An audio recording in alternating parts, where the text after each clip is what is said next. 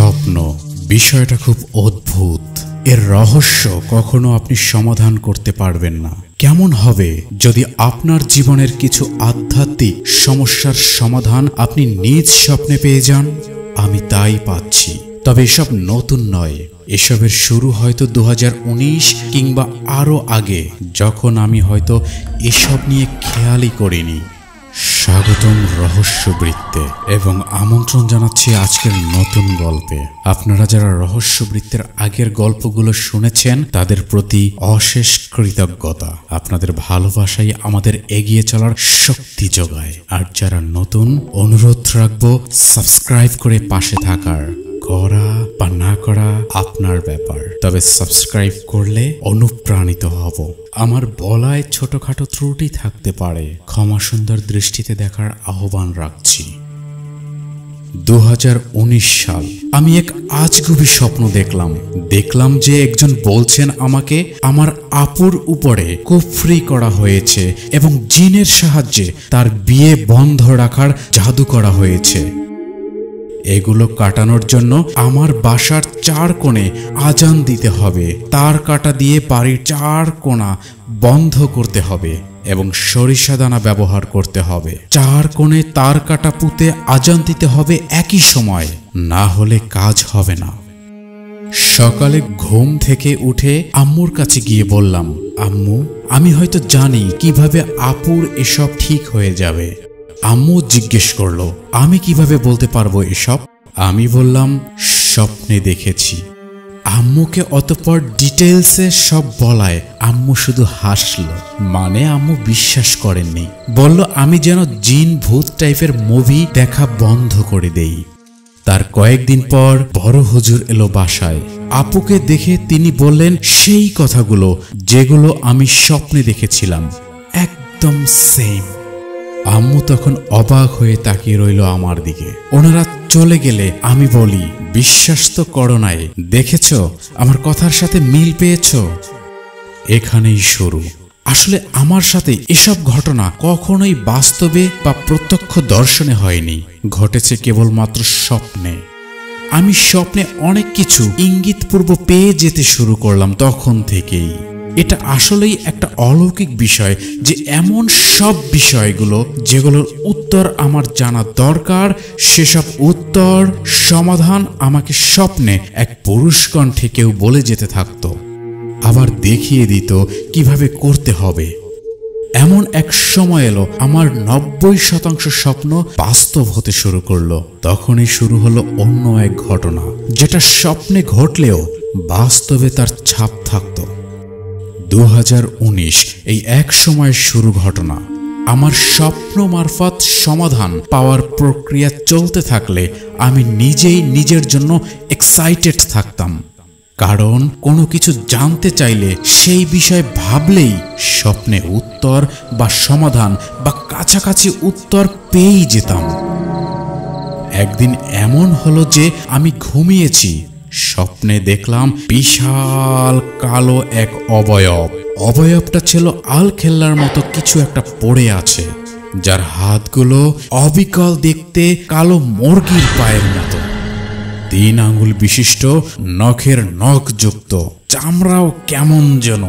সেটা ভেবেই এখনই আরেকবার শরীর ঝাঁকি মেরে উঠল। সেই অবয়বটা আমার দিকে এগিয়ে আসতে থাকে স্বপ্নে, আর এসে আমাকে ধরে উঠিয়ে দেয়ালে ছুঁড়ে মারে।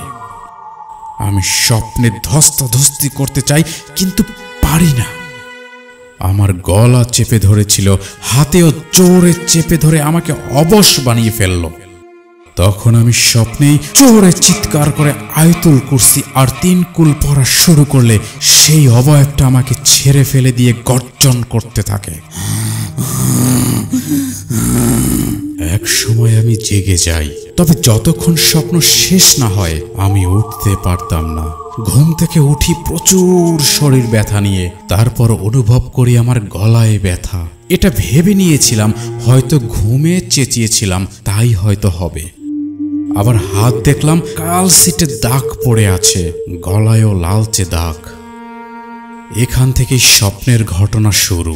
স্বপ্নে সেই অবয়বটা এসে প্রতিবার আমাকে আঘাত করতে থাকে, ভয় দেখায়। একবার দেখলাম যে এই একই কালো অবয়ব হাজার হাজার হয়ে আমার দিকে ধেয়ে আসছে। আমি প্রতিবার স্বপ্নে একইভাবে নিজের জানার সমস্ত দোয়া কলাম পড়ে মুক্তি পাই, কিন্তু দিন দিন খেয়াল করি সেসব কাজে লাগছে না। বাসায় কেউ আমার এসব ছোটখাটো বিষয় পাত্তা দিচ্ছে না, তো নিজের ভোগান্তি নিজেরই।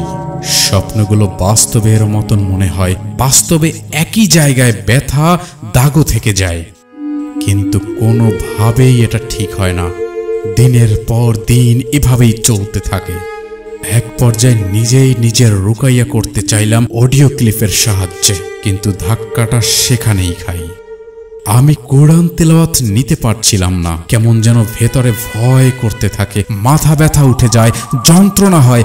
আমি তখন না পেরে মোবাইল ছুঁড়ে ফেলে দেই। তখন থেকে প্রায় আমার অনুভব হয় আমার আশপাশটা শীতল, অর্থাৎ আমার শরীরের আশেপাশে কিছু একটা ঠান্ডা বস্তু আছে বলে আমার সর্বদা অনুভব হতে থাকে। এখানে একটা বিষয়, সেটা হচ্ছে আমার শীত গরম 12 মাসেই গায়ের তাপমাত্রা থাকে গরম। মানে শীতকালের 13 ডিগ্রিতেও আমার হাতগুলো গরমেই থাকে। মাঝে মাঝে শুয়ে থাকলে হঠাৎ মনে হয় আমার গায়ের ডান পাশটা গরমে জ্বলে পুড়ে যাচ্ছে, একটা ক্ষীণ জ্বালা, কিন্তু আসলে কিছুই থাকে না। এসব ঘটনা ঘটার মাঝেই একসাথে স্বপ্ন কর্তৃক পাওয়া গায়েবী সাহায্যগুলো থেমে থাকে না, এবং আমি তখন ধীরে ধীরে খেয়াল করি আমি সব সময় আজান শুনলে আমার মনোযোগ ভিন্ন কোথাও দেই, যেন কানের ভেতরে মস্তিষ্কে আজান না যায়। আরো বাজে বিষয়, আমি দরজা জানালা লাগিয়ে দেই যেন আজানের শব্দ আমার কানে না আসে। মনোবিজ্ঞান নিয়ে পড়েছিলাম পূর্বে কেবল আগ্রহ থেকেই, তাই সেখান থেকে নিজের ব্রেইনকে কন্ট্রোল কিভাবে করা যায় জানতে চেয়েছিলাম।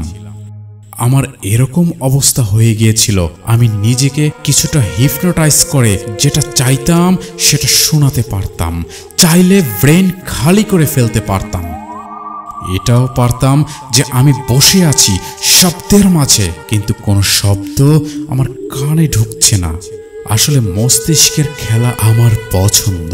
এক পর্যায়ে এমন হলো যে আমি নিজেই এটা সেটা করে নিজের ভেতরে ভীতি নিয়ে আসতে পারতাম, অর্থাৎ ব্রেইন নিয়ে খেলা শুরু করতাম। তবে ব্রেইন নিয়ে খেলা শুরু করলে ব্রেইন আপনাকে নিয়ে খেলবে।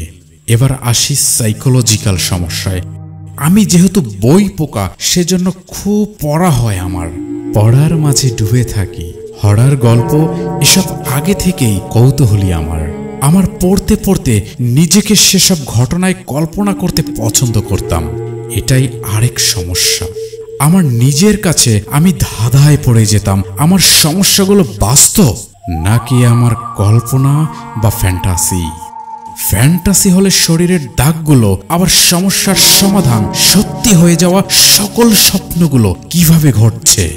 এর মাঝে আরেকটা বিষয়, আমি লেখালেখি করতেও ভালোবাসি। হরর গল্প লিখতে গেলে যেটা হতো সেটা হলো আমার সাথে ভিন্ন ঘটনা ঘটা শুরু করলো, যেটার কোনো ব্যাখ্যা নেই এবং এটা বাস্তব। আমি বলছিলাম আমি পড়তে ভালোবাসি, তাই আমার কাছে নানান জনের বই সংগ্রহ করা আছে। এখন যদি বলি এত জানার মাঝে বেছে বেছে হরর অতিলৌকিক বইগুলা আমার বিছানার পাশ থেকে গায়েব হয়ে যায়, বিশ্বাস করবেন কি আসলে এগুলা ঘটছে। রাত বিরাতে বই পড়ে পাশে রেখে ঘুমিয়ে গেলে খুঁজে পেতাম না। প্রথম দিন ভাবলাম আমার বই পড়ার ঝোঁকের জন্য এসব আম্মুর কারসাজি নয় কি, কিন্তু না, ঘরের কোনো কোনায়ও বই পাওয়া গেল না। এরকম করতে করতে আমার কালেকশনের সব হরর বা অতি প্রাকৃতিক জানার বইগুলো গায়েব হতে থাকলো এক এক করে। হাতে গণনা করলে সংখ্যা কম করেও 10টার উপরে হবে হয়তো। বইগুলো বেশ মোটা।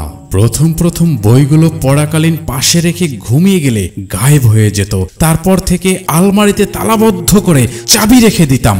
এক সপ্তাহের ব্যবধানে আলমারি খুলে দেখি 5টা বই নেই। এভাবে প্রচুর বই হাওয়া হয়ে গেল। আম্মুকে প্রচুর বকাঝকা করি বই সরিয়ে রেখেছ বলে। আম্মু চিন্তায় পড়ে যায়, এসব কিভাবে হচ্ছে। আমার মনে হতো আমি কি ঘুমের ঘরে কিছু করি কিনা, কিন্তু আমার এসব অভ্যেস নেই। সেই হারানো বইগুলো আমি আজও খুঁজে পাইনি। আমার হাজার হাজার টাকার বই যা আমার নিজের ঘর থেকে গায়েব হয়ে গিয়েছে। এরপর অনেক সময় হলো, আম্মু বলল, আচ্ছা আমি তোর সাথেই ঘুমাবো, দেখবো এবার কি হয়। মজার কথা হলো আমার সাথে কেউ ঘুমাতে পারে না, কারণ আমি ঘুমাতে দেই না, সে যত যাই করুক। আম্মু নাছরবান্দা, আম্মু আমার জায়গায় শুয়ে পড়ে আর আমি এক কোনায় বসে ফোনে গান শুনছি আর চ্যাটিং করছি। হঠাৎ দেখলাম আম্মু পুরো বাজে রকম ভাবে কেঁপে উঠে লাফিয়ে বসে পড়ল। মোবাইলের আলোতেই সবটা দেখেছি। আম্মুকে জিজ্ঞেস করি, কি হয়েছে আম্মু? আম্মু সোজা বলল, তাকে কিছু একটা ঝাঁকুনি দিয়েছে আর তার বালিশের ভেতর থেকে কেউ খোঁচাচ্ছে। আম্মু সেই রাতে আর কোনোভাবেই আমার সাথে শুবেন না বলে চলে গেলেন। কিছুদিন পর আপু চেয়েছিল শুতে, সে শুয়ে তার হাজবেন্ডের সাথে কথা বলছিল। ও হ্যাঁ, এর মাঝেই আপুর বিয়ে হয়ে যায় সম্প্রতি। আপু কথা বলার মাঝে হঠাৎ এক চিৎকার করে লাফিয়ে উঠল। আমি জিজ্ঞেস করলাম, বলে ওকে কে জানি একটা ধাক্কা দিয়েছে আর বালিশ থেকে কিছু একটা দ্বারা খোঁচাচ্ছে। অথচ আমার সাথে এসব তো হয়নি কখনো। ধীরে ধীরে আমার কেন যেন একদিন মনে হলো জিনের কথা, আমার স্বপ্নে পাওয়া সাহায্য সেসব জিনের কাজ না তো। ও, আমি বড় একটা বিষয় মিস করে গিয়েছি, তা হলো আমার সাথে কেউ খারাপ কিছু করলে বা কষ্ট দিলে তার ক্ষতি হয়, সে যাই হোক না কেন। আই রিপিট, যাই হোক না কেন, তার তাৎক্ষণিক বা এদিক সেদিক দেরি হলেও ক্ষতি ঘটবেই। হয়তো সে শারীরিকভাবে দুর্ঘটনার শিকার হবে, না হলে কালো এক অবয়বকে স্বপ্নে দেখে তাড়া করবে। ছোটবেলায় আমার কুকুর ভীতি ছিল, 4 কুকুরের দৌড়ানি খেয়ে ভীতি হয়েছিল। কিন্তু এই সবের মাঝে একদিন খেয়াল করলাম আমি কুকুরও ভয় পাচ্ছি না, বরং সিটি বাজালে ওরাও খুব সুন্দর করে ওদের মতন থাকে। পাগল একটা কুকুর ছিল এলাকায়, অনেকেই ভয় পেত। আমি তার পাশ ঘেঁষে যেতাম, কিছুই বলতো না আমায়। এমনকি মাঝে মাঝে আমি সন্ধ্যায় একা আসলে কুকুর দেখলে ওদের দেখতাম পাশ ঘেঁষে হাঁটছে আমার। বিড়াল মানুষ দেখলে ভয় পায়, দৌড় দেয়। আমি অপরিচিত অনায়াসে যে কোনো বিড়ালের সাথে কথা বলে আমি ধরতে পারতাম, এমনকি আমার পিছু পিছু চলতো ওরা। এত সব দেখে আমার মনে হলো আমার সাথে কি জিন আছে কোনো। একদিন আমার কি জানি মনে হলো আমি এক আকাজ করলাম। সালটা ছিল 2023। স্টুডেন্ট পড়াতে দেরি হয়ে যায় একদিন। বলেছিলাম আজান সহ্য করতে পারতাম না, তাই মাগরিব হলেই স্টুডেন্টের বাসা থেকে বের হই। সেই এলাকাটা খুবই শুনশান, 2টা পরিত্যক্ত ডোবাও আছে সেখানে, যেখানে স্টুডেন্ট পড়াতাম। সেদিন সন্ধ্যায় আজানের পরপর ডোবাটার কাছে এসেছি। তখন কি মনে হলো আর বললাম, যদি আমার আশেপাশে কোনো জিন থাকে তাকে তার অবিনশ্বর সত্তার কসম সে যেন আমাকে তার উপস্থিতি বুঝিয়ে দেয়। হাস্যকর, কিন্তু তারপর যা হলো নেওয়া গেল না। বাসার সবাই এরপর টুকটাক শব্দ পেত। আমার স্বপ্ন মারফত যা যা সমাধান পেতাম সত্যি হওয়া স্বপ্ন সেসব বেড়ে গেল। এমন বললে জানি না বিশ্বাস করবেন কিনা, আমি যা কল্পনা করতাম ঘটনাগুলো চোখের সামনে ঘটত। এমনকি একটা কোনো দৃশ্য চোখের সামনে ভেসে উঠল, যেমন ধরুন এইভাবে এই অ্যাক্সিডেন্ট, এইখানে এইটা পাওয়া যাবে, এই নিউজ পাওয়া যাবে, রেজাল্টে 1 পয়েন্ট আসবে। সেসব পুরোই মিলে যাচ্ছিল। সে আমায় সাহায্য করছিল বলা চলে, কিন্তু সেসব খুব ভীতিদায়ক হয়ে গেল। না পেরে জীবনে প্রথম তাবিজ নিলাম। স্বপ্নে আমাকে একজন জানিয়েছেন আমার সাথে একজন ভালো এবং অপরজন খারাপ জিন আছে, যারা দুজনেই আমাকে পছন্দ করে এবং আমার পাশে থাকতে চায়। এরকম স্বপ্ন থেকে নিজের উপর হাসি পেয়েছে। এইভাবে এসব সম্ভব নাকি? হুজুরের কাছে যখন তাবিজ নিতে গিয়েছিলাম, সে সুতো দিয়ে আমার হাতে কেমন এক মাপ নিয়ে সুতো অনেকখানি কম পেল। তারপর সে জানালো আমার সাথে 2 জন জিন আছে, ভালো ও খারাপ। তবে ভালো জন খারাপ জনকে নিয়ন্ত্রণ করে রাখতে পারে বলেই আমি ভীতিহীনভাবে যা ইচ্ছে করতে পারতাম। এমন অবস্থা এখন যে কেউ আমাকে কোনোভাবে আঘাত দিলে তার তৎক্ষণিক কোনো এক দুর্ঘটনা ঘটবে। এই ভয়ানক কাহিনী কেমন লাগলো তার নিচে কমেন্টে জানান। আপনি কোথা থেকে দেখছেন, আপনার এলাকায় ঘটে যাওয়া ভয়ঙ্কর বা অস্বাভাবিক কোনো অভিজ্ঞতা থাকলে আমাদের জানাতে পারেন। আমরা সেই গল্পকে তুলে ধরবো রহস্যবৃত্ত এর পরবর্তী ভিডিওতে, আপনার নাম সহ বা গোপনে। আমরা চাই আপনাদের মধ্যেই কারো বাস্তব জীবনের অজানা অন্ধকারে ঢাকা ভয়ের সেই গল্পগুলো যেন এই চ্যানেলের মাধ্যমেই পৃথিবীর সামনে আসে। আগামী পর্বে আপনি হতে পারেন সেই কাহিনীর কেন্দ্রবিন্দু। সাবস্ক্রাইব করে আমাদের পাশে থাকুন। ভয় আর রহস্যের প্রতিটি অধ্যায়ের সাক্ষী হন। রহস্যবৃত্ত, এখানে ভয় বাস্তব।